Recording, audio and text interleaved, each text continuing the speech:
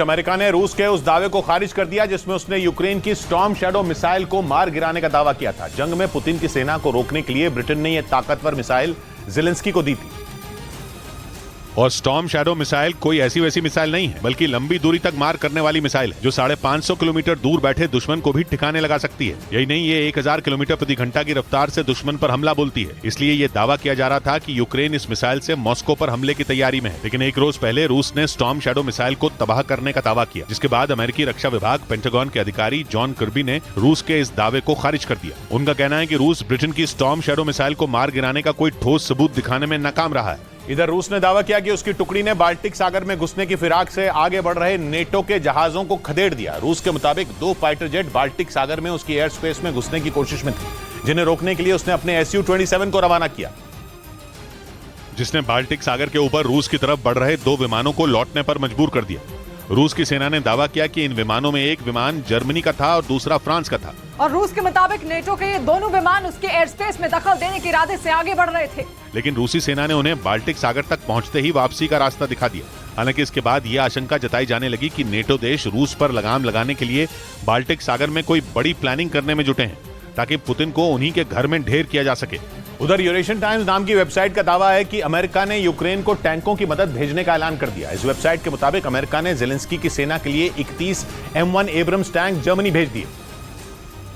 जहां यूक्रेन के सैनिकों को 31 M1 एब्रम्स टैंकों की ट्रेनिंग दी जाएगी। यूरेशियन टाइम्स के मुताबिक इसके लिए यूक्रेन के जवानों को जल्द ही जर्मनी भेजा जाएगा।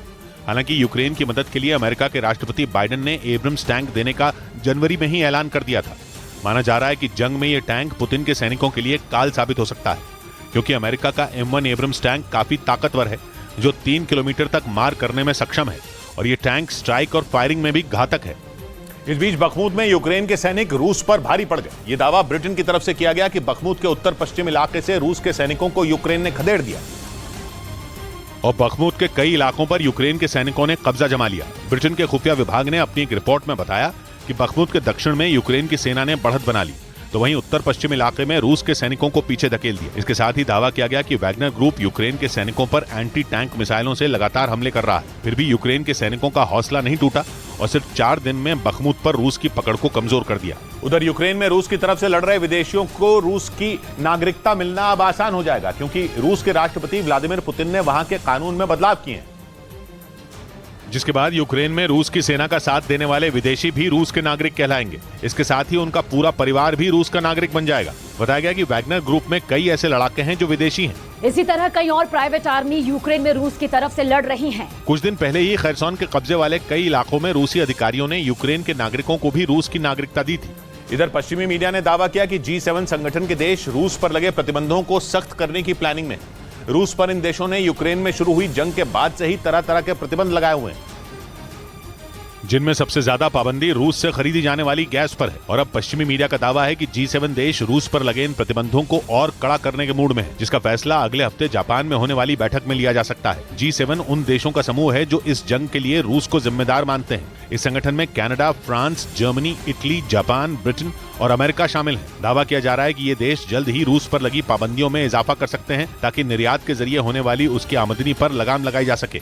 उधर ब्रिटेन ने यूक्रेन को हथियारों की मदद करने से हाथ खड़े कर दिए, जिसकी आशंका रूस ने पहले ही जता दी थी। रूसी मीडिया ने दावा किया था कि ब्रिटेन किसी भी कीमत पर यूक्रेन को अपने फाइटर जेट नहीं देगा, और हुआ भी कुछ ऐसा ही। रूस ने 2 दिन पहले ही डंके की चोट पर यह कह दिया था कि ब्रिटेन ज़ेलेंस्की की मदद नहीं करने वाला, जबकि ज़ेलेंस्की को इस बात का पूरा भरोसा था कि ब्रिटेन उनकी मदद करने से पीछे नहीं हटेगा, क्योंकि रूस के मुताबिक ब्रिटेन ये बात अच्छी तरह से जानता है कि उसके दिए हथियार सिर्फ और सिर्फ तबाही के काम आएंगे, और अगर ऐसा हुआ तो पुतिन सिर्फ यूक्रेन नहीं बल्कि ब्रिटेन से भी इसका बदला लेंगे। माना जा रहा है कि इसी वजह से ब्रिटेन ने ज़ेलेंस्की को मिसाइलें तो दी, लेकिन लड़ाकू विमान देने से मना कर दिया।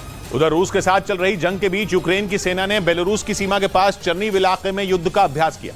पिछले साल 24 फरवरी को बेलारूस के रास्ते ही रूस ने यूक्रेन पर हमला बोला था, और ये दावा भी किया जा रहा था कि पुतिन एक बार फिर बेलारूस के रास्ते यूक्रेन पर दोबारा चढ़ाई करने की तैयारी में है। पश्चिमी मीडिया का कहना है कि इसी वजह से यूक्रेन ने बेलारूस की सीमा के पास चर्नीव इलाके में जंग का अभ्यास किया।